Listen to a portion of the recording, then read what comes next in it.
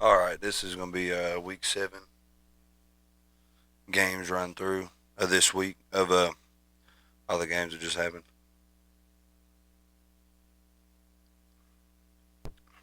So let me pull this up real quick. It's Mr. Booth in the booth. Just got back not too long ago, actually, from Neyland. Was at the Tennessee game this week. Tennessee, Florida. Not going to get into it right now.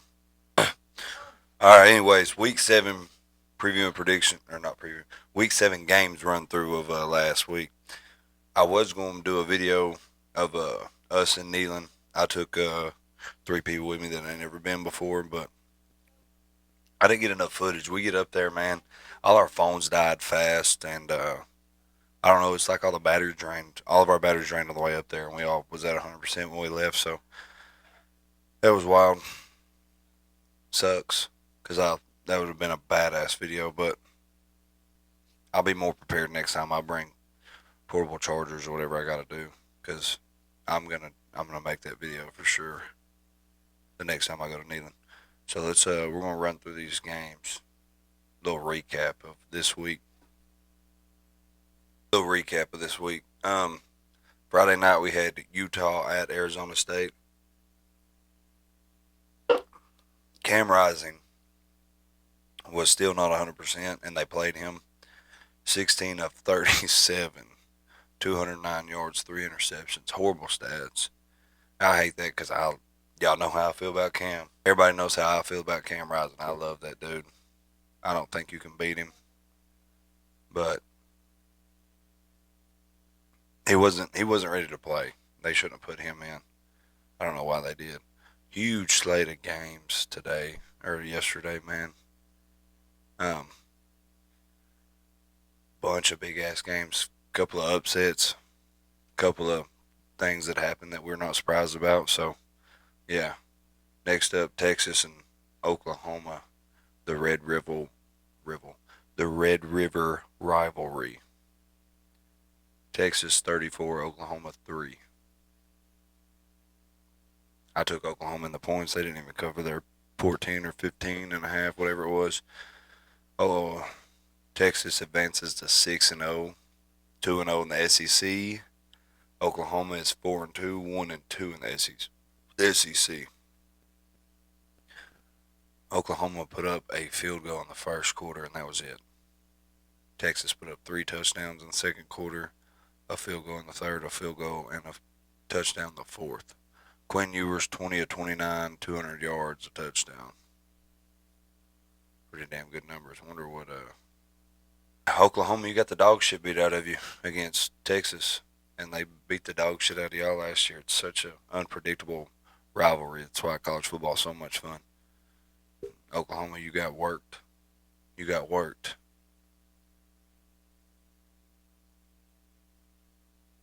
Next, we got Ohio State at Oregon.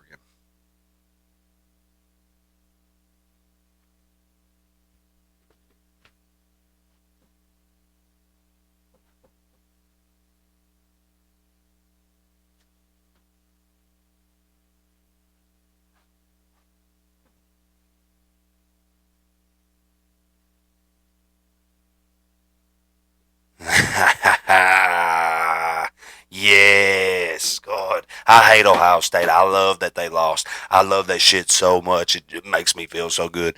Dylan Gabriel, 23 of 34, 341 yards, 2 touchdowns. Are you kidding me? Balled out. Balled out against the Buckeyes. A Buckeye is a poisonous nut a squirrel won't even eat, bro. Like, are we serious right now? Yes. Yes. 32 to 31. Oregon beats Ohio State, number 2 ranked Ohio State. I love it so much. Go Ducks. On to the next. Good shit, Dylan Gabriel. Penn State, number 4 ranked. Penn State at Southern Cal. Looked like they were going to lose the whole game. Down every time I looked. They were down at the end of the first. They were down at the end of the second. I think they come back in the third and they won it in overtime. Won it by a field goal in overtime, 33 to 3. D. Aller, 33 of 43, or 30 of 43, 391 yards, 2 touchdowns. Damn. Balled out, didn't he? I hate Southern Cal. I hate Lincoln Riley, so good shit. Nitty lines, I guess, but that's not going to cut it whenever you play big schools like Ohio State and Michigan. They're going to dog walk your ass. On to the next. I don't really give a damn about that game. I wish Penn State would have lost, to be honest, because they're ranked ahead of Tennessee. Mississippi State, 1-5, 0-3 in the SEC, went on the road to Georgia, put up 31 points against Georgia, and only lost to them by 10. Georgia, 5-1, 3-1 in the SEC, beat Mississippi State 41-31. Carson Beck went 36 of 48, 459 yards, 3 touchdowns. Damn. That's pretty damn good. Carson Beck put up some good numbers there. It's good. Good shit. Good shit. Good game. South Carolina and Alabama. Again, hold on.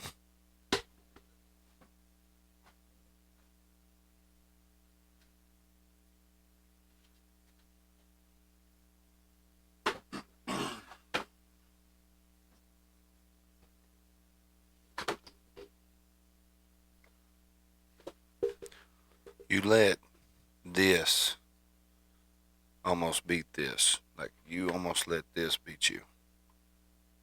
Okay, so another. What's their record now? 1-3 in the SEC. Trash. Another trash. God damn it, about hit me. Another trash ass loss by South Carolina. But Alabama probably gonna move down in my personal rankings. You'll probably move down in the AP poll, to be honest.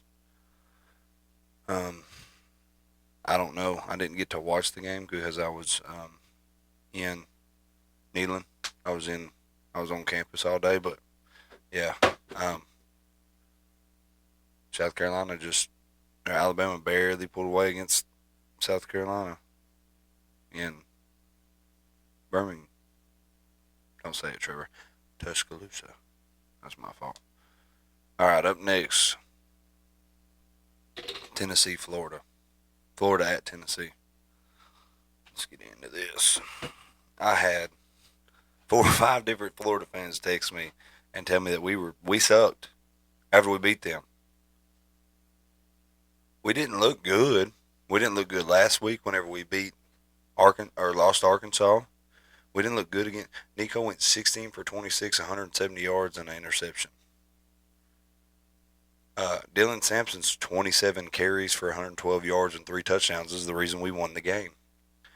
But you're not going to sit here and tell me that, okay, they said that you had to take our quarterback out to beat us. What do we keep reading every week? What do I keep saying every week in my rankings and my preview and predictions? I say what I say from what I read. Oh, Florida, Billy Napier plans to run that dual threat offense. I was there at the game. I watched everything. I was sitting in my seat 3 hours early on the visitor side. Graham Mertz and Lagway were doing the same reps, warming up the same, stretching the same. They were doing the same thing. They planned to put Lagway in that game no matter what. I mean, Mertz come out and was doing a lot better than Billy thought he was going to do, I think, and just decided to roll with him for a little while longer and see how that was going to play out for him.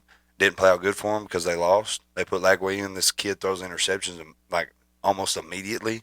So keep Lagway in as quarterback. Extend Billy Napier's contract.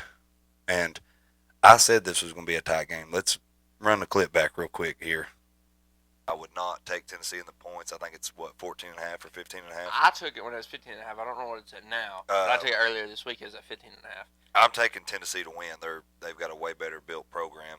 I would not, if they won by 3, I wouldn't be surprised. If they won by 30, I wouldn't be surprised. I just hope they win. It's usually a close game every year. I've seen so many times Tennessee have a way better team than Florida, and Florida beat them. And then Florida have a way better team than Tennessee, and Tennessee's losing to them in double overtime in Gainesville. Like, that game's so unpredictable. If you're a Tennessee fan and we beat Florida by 2, I wouldn't be worried. I mean, that doesn't say anything. They play us that hard every single year, no matter where it's at, no matter who's the coach, no matter who's the quarterback, no matter how good the defense looks. If we don't blow Florida out of the water, I wouldn't be surprised. If we lose the game, I'm not going to be surprised. But I'm going with my gut, straight up and down, honest. If I think Tennessee's going to lose a game, I'll say it. I'm not average or typical when it comes to your Tennessee fan. So if I think they're going to lose, I'll tell you straight up, I don't think they're going to lose it. Yeah, like I said, I said it 2 years ago. I said it in the preview and prediction video or the power rankings, whatever it was. 2 years ago when we beat Florida, we won 11 games that year, only beat them by 5. But, hold on now, Florida fans. Hold on now. We beat you by 6 this year and held you to less points than the last time you come to Neyland. Last time you come to Neyland, we only beat you by 5, and you scored more points. This time we beat you by 6 and held you to less points. So what does that tell you? Next time you come to Neyland, we might beat you by 10. Trash, so bad. As bad as we played and you still lost that game, had way more time possession. Oh, God, y'all are so bad, and I love it so much. God, you're a dog shit program right now. You're on your way to 4 losing seasons in a row. I just got a t-shirt made. It says, I put it on my Snapchat last night. It says, the Florida Gators have had a winning record for 1 week in the 2024 college football season. Hell, we're fucking 7 weeks in. That's hilarious. It's halfway over. Y'all only had a winning record for 1 week. How does that make you feel as a Florida fan? You really think Lane's coming there? Afraid not, babe. Afraid not. Ole Miss at LSU, 29-26. I went with my gut and told all y'all that I was picking Ole Miss. Well, you don't get to see it because my video editor is trash. Trash. She's in the other room. Nussmeier went 22 of 51, 337 yards, 3 touchdowns. That's enough to win them the game because they won in Death Valley. That puts Ole Miss at 1-2 in the SEC. That puts LSU at 2-0. LSU kind of floated towards like back off when it comes to AP poll, like their rank number. They was kind of floating backwards, and like they're kind of like coming back.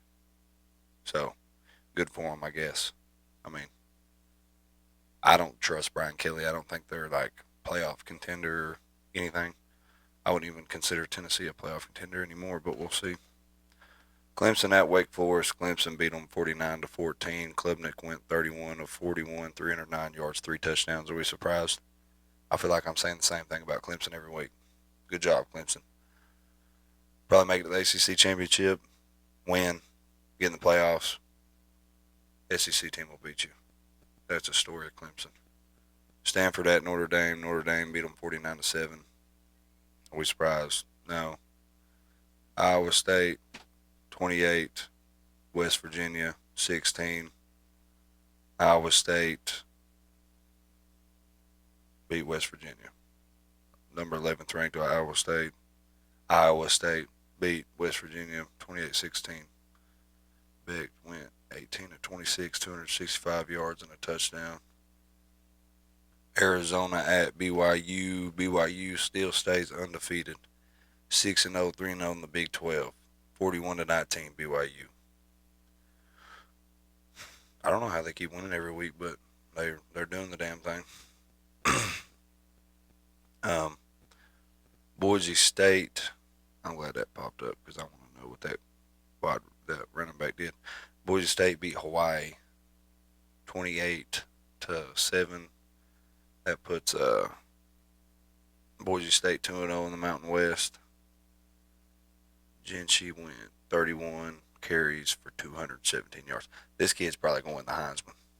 That running back for Boise State is probably going to win the Heisman. I hope he does.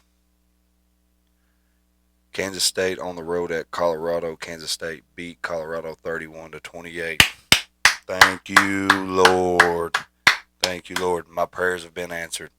The good Lord answered my prayers. I woke up Saturday morning and I was in the shower and I prayed, dear Lord, please let these piece of shits, Deion Sanders and Shedeur Sanders, lose this ball game in their own stadium. And they did.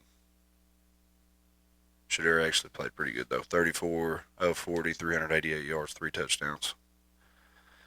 Can't ask for much more than that. Defense, their defense got a 7-play ball, but they don't have a defense, so they're going to lose a lot of games. Missouri beat Massachusetts 45-3. Anybody surprised? I'm not. You're not. Pittsburgh advances to 6-0, 2-0 in the ACC. Pitt beat Cal 17-15. And then it's got Purdue and Iowa. Damn, 50-49. My God, that's a college basketball score right there for you. Illinois, 23rd ranked Illinois beat Purdue 50-49. Well, damn, that's pretty good. That's what we got. That was the little run through for week 7 from In the Booth. Thank y'all for supporting the channel. Tell your friends, tell your papa, tell your grandma, tell your sisters and aunts and uncles and pets and their pets and their pets and their pet fish.